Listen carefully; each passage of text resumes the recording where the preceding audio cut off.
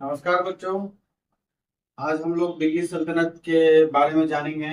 और दिल्ली सल्तनत में कितने वंश हैं? 5 वंश है total. Slave dynasty, Tughlaq, Khilji dynasty, Tughlaq dynasty, Syed dynasty और लोडी डायनेस्टी के बारे में हम लोग जानेंगे आज। ठीक है। हम लोग पिछले वीडियो में जो है कि काफी कुछ अर्ली मिडिवल पीरियड और दिल्ली सल्तनत के स्टार्टिंग तक हम लोग जान चुके थे। अब और दिल्ली सल्तनत में जितने भी वंश हैं उनके फाउंडर के बारे में पता कर लिए थे हम लोग। ठीक है। अब जो हम लोग दिल्ली सल्तनत में आए पहले वंश के बारे में जानेंगे। पहला वंश है हमारा स्लेव डायनेस्टी। Slave dynasty. ठीक है। स्लेव डायनेस्टी को ही क्या बोला जाता है? ममलुक डायनेस्टी, या फिर इसी को बोला जाता है गुलाम वंश, और इलबरी वंश भी इसको बोला जाता है। इलबरी वंश भी बोला जाता है। ठीक है। स्लेव डायनेस्टी का फाउंडर कौन था? फाउंडर कुतुबुद्दीन ऐबक थे। नाम में ऐबक का मतलब होता है चंद्रमा का देवता। देवता।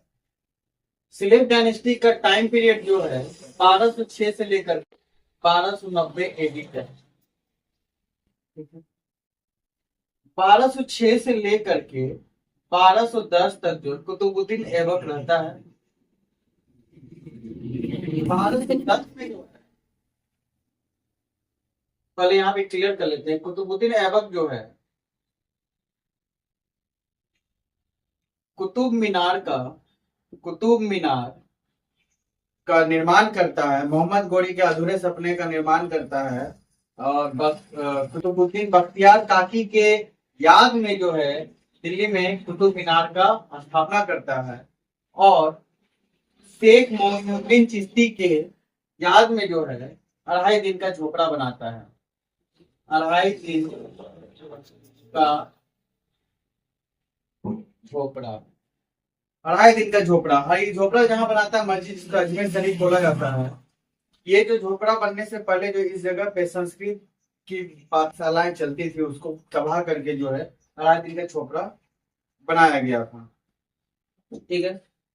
1210 में जो है कुतुबुद्दीन ऐबक की मृत्यु हो जाती है चौगान खेलते वक्त।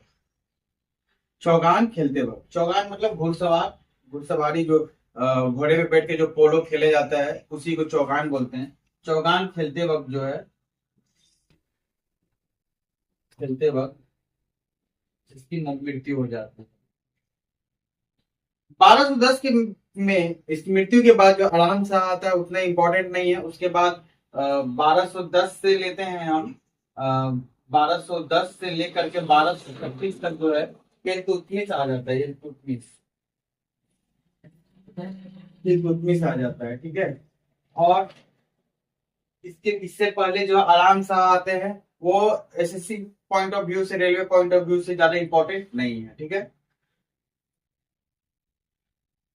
कुतुबुद्दीन ऐबक जो है सुल्तान की उपाधि नहीं लेता है, लेकिन जब ये खुश होता है ना तो लाखों रुपए जो है लुटा देता है। इसलिए कुतुबुद्दीन ऐबक को जो है, कुतुबुद्दीन ऐबक जो है लोगों के द्वारा जो है इसको टाइटल अप्लाई किया, लोगों ने इसको उपाधि दी थी लाख बख्श का।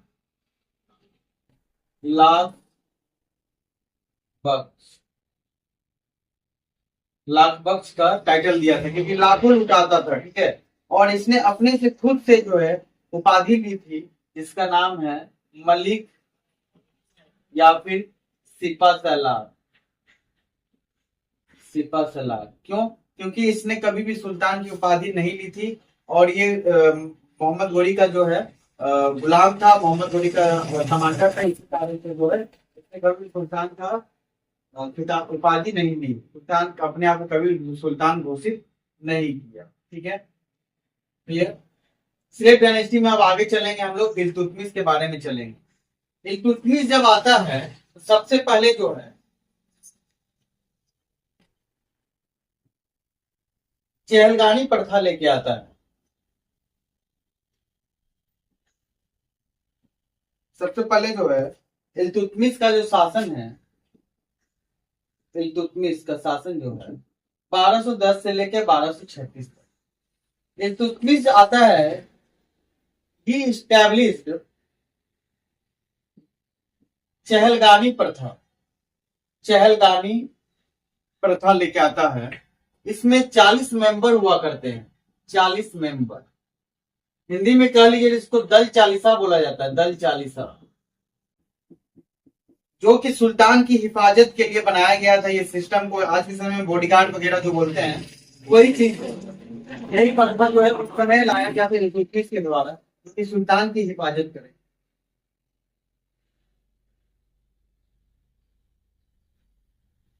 इल्तुतमिश ने एक सिस्टम लेके आया, जिस सिस्टम का नाम था एकता सिस्टम। इस सिस्टम के माध्यम से जो है जमीन, इस सिस्टम क्या है, जमीन को मापने की इकाई है, जमीन मापने का इकाई। इससे कितना टैक्स लेना है, यही था जमीन मापने की इकाई। और इल्तुतमिश जब आता है, दो सिक्कों का चलन लाता है। पहला है टंका, दूसरा है जीतल। ठीक है, टंका और जीतल, जिसमें टंका जो है चांदी का बना हुआ होता था और जीतल जो है तांबे का। और इसने जो है दिल्ली में ही जो है अपनी बेटे की याद में जो है सुल्तान गढ़ी का निर्माण करता है, सुल्तान गढ़ी का निर्माण करता है। ठीक है, इसके बाद गद्दी पे बैठती है रजिया सुल्तान, इसकी बेटी आती है रजिया सुल्तान। रजिया सुल्तान जो है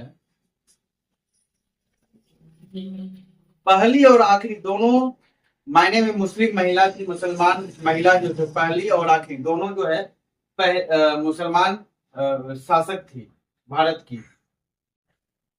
कब से कब 1236 से लेकर के 1240, 1236 से 1240।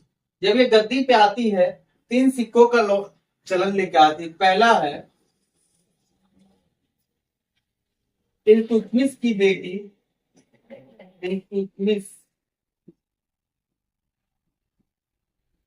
की बेटी। दूसरा है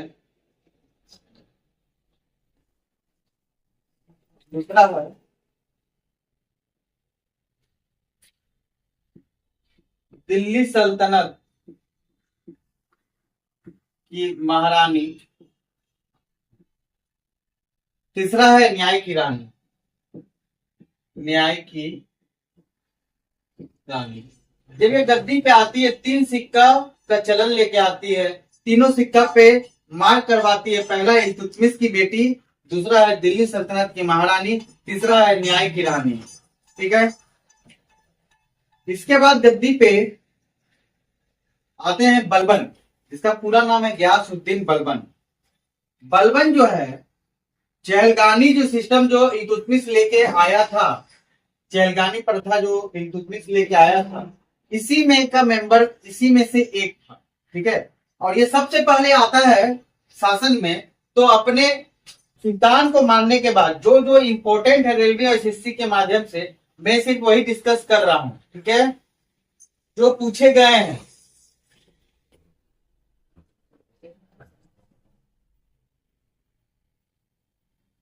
बलबन 1265 से लेकर के 1287। ठीक है, बलबन पूरा नाम जो है गयासुद्दीन बलबन, गयासुद्दीन बलबन। और ये जब आता है ना, जब ये गयासुद्दीन बलबन जब आता है, तो ये बलबनी सिक्का लॉन्च करता है। इसके द्वारा लॉन्च किया गया सिक्का को बोलते हैं बलबनी कॉइन। ठीक है, और जब बलबन जब आता है, सबसे पहले क्या करता है, चहलगामी प्रथा, दल चालीसा जो है, चहलगामी प्रथा जो है, इसको खत्म कर देता है। इसको हमेशा के लिए खत्म करता है। क्यों? फिर से कोई दल चालीसा में से कोई मेंबर निकलेगा, बलबन को मार देगा, फिर गद्दी पे बैठ जाएगा। इसलिए क्या किया, इसको हर पल डर लगा रहता था कहीं दूसरा कोई दल चालीसा से निकल के हमको मार ना दे। सबसे पहले क्या किया, दल चालीसा को खत्म कर देता है, 40 मेंबर को खत्म कर देता है। और इसने देखता है कि प्रजा में इसका कोई खौफ नहीं है। इसने तब जो है फारसी कल्चर का आगमन करवाता है, फारसी कल्चर लेके आता है, जिसमें से दो चीजें इंपॉर्टेंट है। पहला है सजदा, दूसरा है पैबोस। फारसी कल्चर कहने का मतलब ये हो गया, सजदा जो भी इसके कॉर्टियर्स में, जो भी इसके दरबार में आएंगे, सबसे पहले दंड बैठक जो है, दंडवत प्रणाम करेंगे झुक करके, लेट करके। उसके बाद फिर सजदा का मतलब वही हुआ, झुक करके लेट करके प्रणाम करेंगे। उसके बाद फिर सुल्तान मतलब बलबन का पैर छू करके, चूम करके आशीर्वाद लेंगे, उसको बोलेंगे पैबोस। इस प्रथा को पैबोस, दो प्रथाएं लेके आई थी फारसी कल्चर को, ताकि प्रजा के बीच में जो है थोड़ा सा क्या बोलते हैं, शासक का डर पैदा हो, थोड़ा सा मतलब उसकी बातों को सुना जाए। 1287 में जब ये 1287 से लेकर जब 1290 बलबन के बाद जो है गद्दी पे जो है इसका पौत्र जो बैठता है, जिसका नाम है कैकुकाबाद, फिर उसके बाद में शमसुद्दीन कैमूर आता है। ये लोग जो है स्लेव डायनेस्टी को संभाल नहीं पाए। क्यों?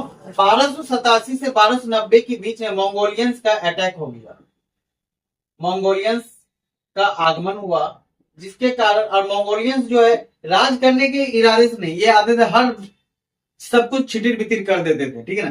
तो मंगोलियंस का मुकाबला, मंगोलियंस का आक्रमण का मुकाबला ये लोग नहीं सह पाए, और धीरे धीरे जो है 1287 से स्टार्ट होता है स्लेव डायनेस्टी का डिक्लाइन, और 1290 में आकर के ये डायनेस्टी जो खत्म हो जाता है पूरी तरीके से, ठीक है।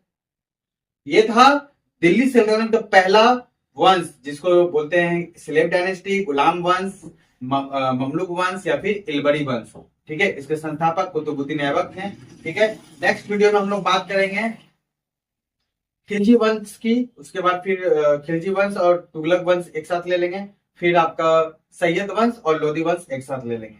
चलिए, थैंक यू।